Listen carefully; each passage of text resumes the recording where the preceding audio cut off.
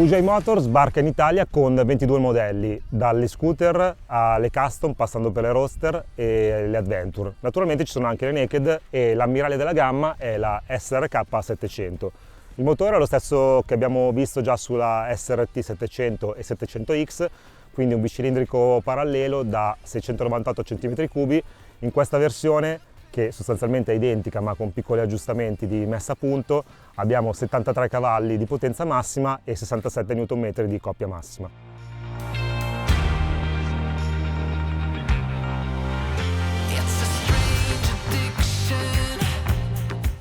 L'SRK 700 in questo momento è l'ammiraglia delle naked QJ Motor per il mercato italiano, proposta a 6.590 euro franco concessionario.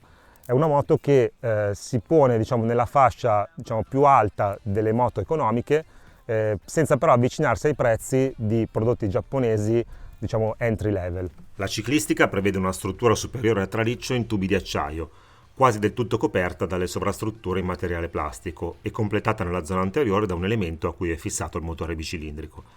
Il forcellone ha un disegno asimmetrico ed è in alluminio. La forcella a steli rovesciati non è regolabile nemmeno nel precarico, a differenza del monoammortizzatore che invece prevede questa minima personalizzazione dell'assetto.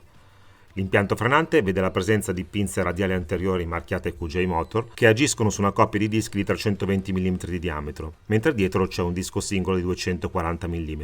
Le gomme sono di fabbricazione italiana. Si tratta infatti delle Pirelli Angel GT con misure 120/70 anteriore e 160/60 posteriore.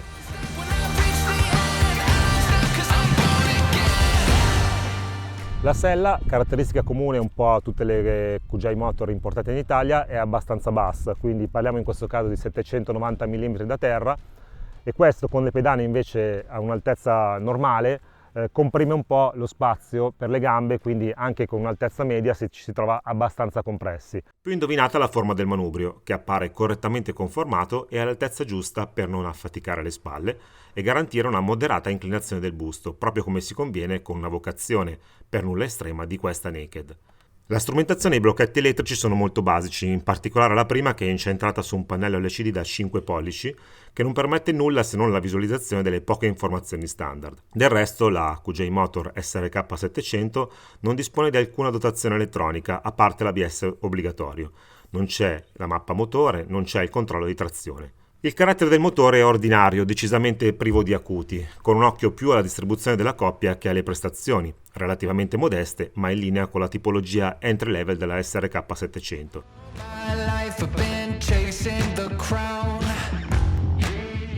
Sensibile all'on-off, in particolare su strade rovinate che costringono a continue aperture e chiusure del gas, oppure quando magari resta innestata una marcia più lunga del necessario. Questo aspetto richiederebbe una messa a punto decisamente più accurata perché ha un impatto decisamente negativo sulla qualità della guida e sul comfort in generale. A proposito di comfort, oltre alla presenza costante delle vibrazioni, va rimarcato che la taratura standard di forcella e monoammortizzatore è fin troppo sostenuta considerata la destinazione di questo modello. E del resto la sola possibilità di regolare il precarico del monoammortizzatore lascia poco spazio a miglioramenti, anche perché su sospensioni economiche di solito l'efficacia di questi interventi è limitata.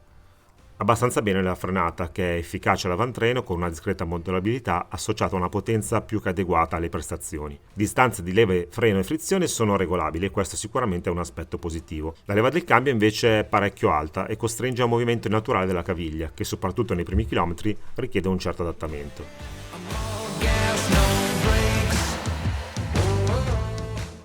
La dinamica di guida è quella di una moto dall'approccio facile, equilibrato, penalizzata però dalla posizione in sella un po' sacrificata nello sviluppo in altezza. L'ingresso in curva non è particolarmente rapido, ma avviene in modo intuitivo. Neutralità sembra essere la parola d'ordine del progetto, in linea con la destinazione tipica della QJ Motor SRK 700, destinata sia a motociclisti di ritorno, sia ai meno esperti, che vogliono avvicinarsi alle medie cilindrate con un budget ridotto. La moto nel complesso non ha punti di eccellenza né di debolezza. La qualità costruttiva, ad esempio, non si segnala per aspetti critici, ma allo stesso tempo non c'è un solo dettaglio che attiri l'attenzione in positivo.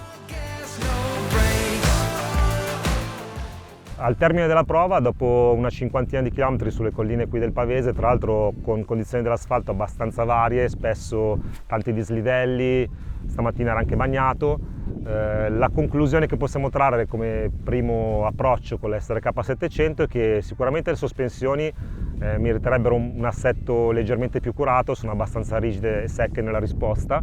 Una moto che si propone appunto come accesso per chi si vuole cimentare con una naked comunque dalle prestazioni discrete, gestibile a livello di facilità di guida e che promette esattamente ciò che mantiene, cioè per quei 6.590 euro franco concessionario è difficile avere più di così.